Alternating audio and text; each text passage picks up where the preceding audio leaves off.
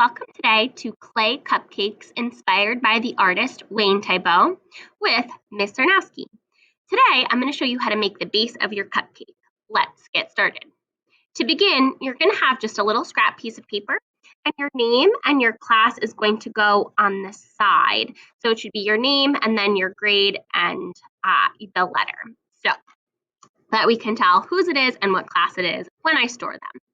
Now I'm going to move that off to the side for a little bit, and I'm going to take my ball of clay, and I'm going to pinch off maybe half of it to start with, and I'm going to put the rest to the side.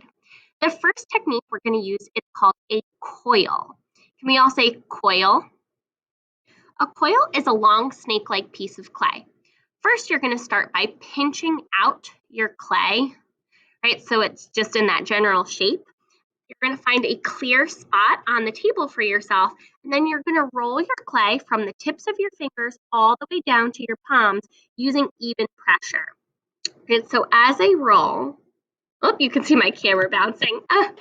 As you roll, you might need to do two hands as it gets longer, and I'm rolling, right, again, from the tips of my fingers all the way down to my palm, trying to press evenly. If you only roll in the middle, what do you think is going to happen? Hopefully you realize the middle is going to get really, really thin and then break. Okay. Once you have your coil at about 1/2 inch, right, you're going to start to roll it. But first, you need to scratch all down the side. This is actually called scoring. So we call it scratch in school because that's basically what it is, but it's really just scoring. That's the technical term. Now that's going to help your clay stick to each other.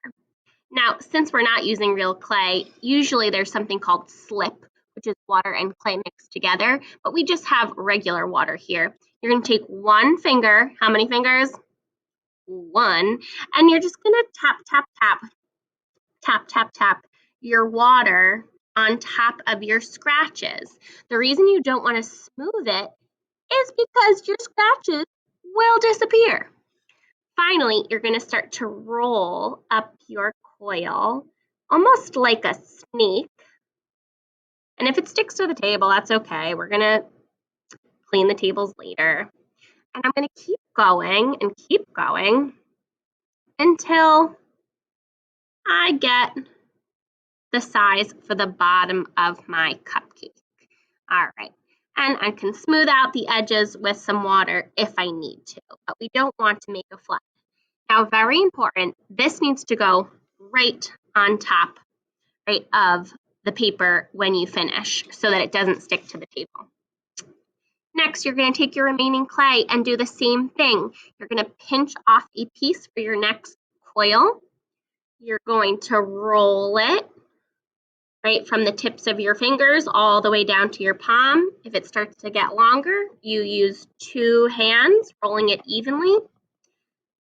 And now, instead of making a snail-like piece, you are going to scratch on the edges of your bottom because that's going to be the part for the pot. So I'm going to scratch all along the edges.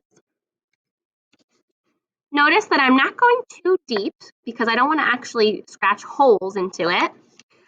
If you have scratches, you need some water. Dip with one finger. How many?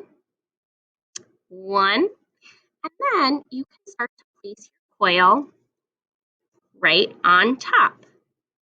Once you get to the edge where your coil is too long, you're going to pause, just leave that hanging off, and you're going to scratch again. Next, can you just put this right on top? Not yet. You need to take one finger, tap, tap, tap, tap, tap, tap your water, and keep going. I'm going to check back in with you when I'm finished. As you can see, I finished the bottom of my cupcake, which is going to represent the wrapper. I made sure that I used the scratcher and water whenever I was attaching my coils, and I laid them right on top of each other, making sure it was not too thin in any spot. Good luck today.